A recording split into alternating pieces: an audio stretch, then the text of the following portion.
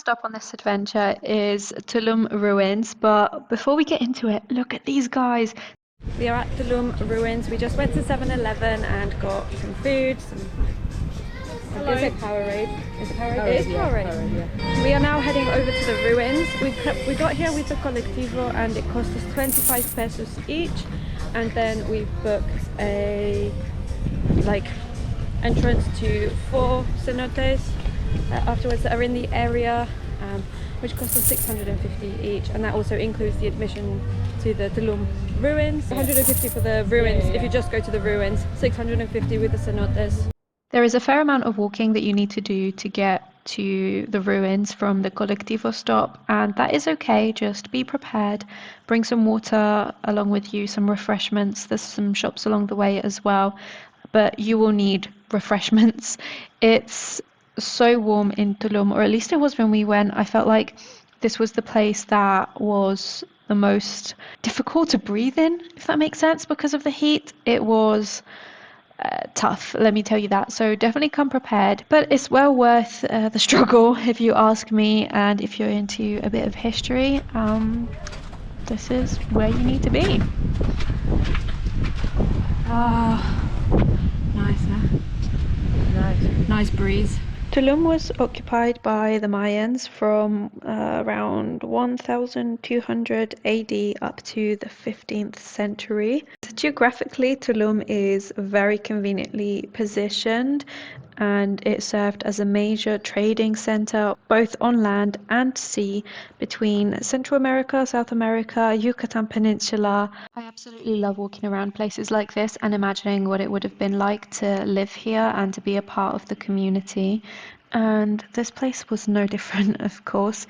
A fun fact is that some of the buildings used to be like bright blue and bright red. What?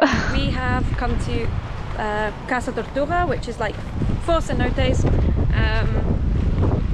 I found this on TikTok, but on Google it said it was closed, but it's clearly not. I thought you saw a tortuga. Oh no. I thought you were pointing I'm just going to the shade because it's so hot. I could die from the heat today.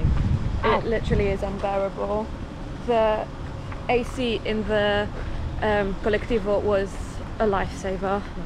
We got in there first and we were like so happy because we had to wait for it to fill up, and it was so cool.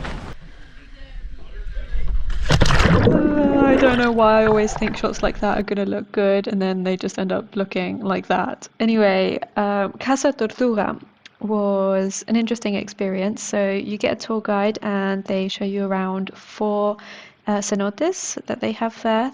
2 of them are caves and 2 of them are open.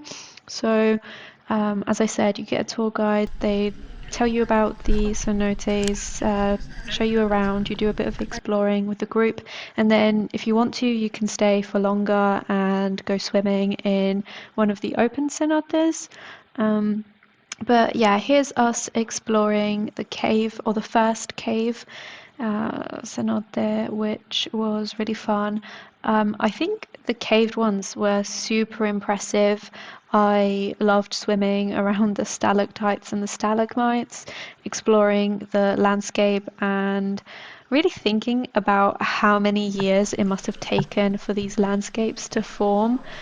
And yeah, I love these places so much. It really is magical, something else. The water is always so blue. English.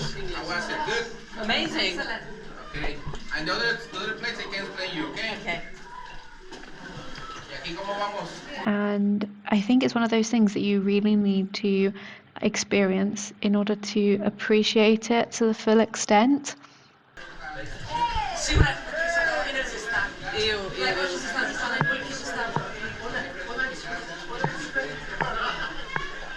Ίσως επειδή είναι ο ήλιος. Χαμογέλα κάνε κάτι, είναι πολύ ωραίο σότ εδώ.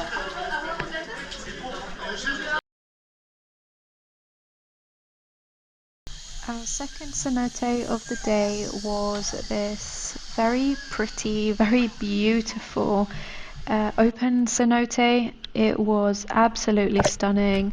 It was something like out of dreams, honestly, minus all the people, of course. This was definitely the most popular one. There was loads of people swimming in here, but I can see why. It's beautiful. Again, look at the color of that water. It's really something else. I didn't know this until I was actually there visiting and was told, but cenotes form when a limestone bedrock surface, whatever you want to call it, dissolves and it collapses. So that answers that question as to why there is so many in the area. It's because of the limestone composition of the ground, which I think is really cool. And also, another fun fact is that a lot of the cenotes in this area are connected and are a part of an underground river system. If I remember, it's either the biggest or the second biggest underwater river system in the world. How cool is that? And as I said, they are all connected, or not all, but a lot of them are connected. Spanning from Tulum up until the northern part of the peninsula, around Chichen Itza, I think, if I remember correctly. And yeah, so they are all, but they're all cenotes are connected to an underground freshwater spring of some sort, and it was there used to be a very important source of water for the Mayans, as you can imagine. Who let the dogs out? Sorry, I don't know why that's so amusing.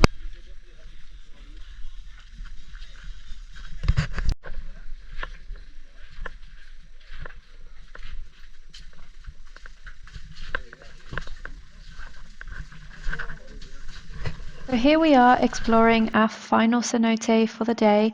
If you look around, you can see fossilized crustaceans, shells, corals that used to live here millions of years ago or something like that. And that's what I was trying to show you in that previous clip. But once again, look at how beautiful the landscape is. You can't make this up if you wanted to.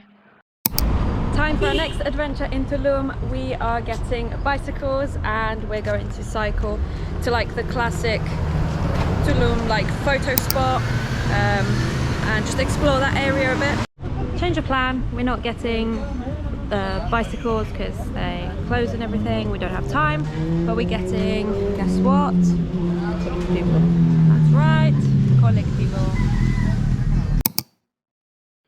So Tulum beach area, hotel area was definitely interesting. It was a lot quieter than we expected. We were just saying we're so out of place here and we love it. It was a much fancier area as you would expect. And I do feel as though Tulum town itself has a lot more character and is a much nicer place to visit. So if you're in the area, I would stay there if you want somewhere that is not designed to be a resort. We weren't able to get photos with like what I was talking about. I can't remember what it's called, but I'll put photos on screen so that you know what I'm on about. We couldn't get there because they're doing like repairs or work on it or something. So we're now gonna attempt to find another photo spot called, it's a sign and it says follow that dream. We think that maybe that's it. The sign is not there. Unless we're wrong. But... yeah, unless we're wrong, but Google Maps says that we're right here. But we are not. Nope. We found it. We finally found the sign. Honestly, again, it wasn't anything that special, but I'm glad we found it because otherwise our trip to the beach area wouldn't have been very successful. And this is a sleigh once again. And okay, so it's time to move on to our next place. Let me know in the comments if you can guess where we're going. There's some pretty big hints in these clips right at the end as to what you can expect in my next video. Bye!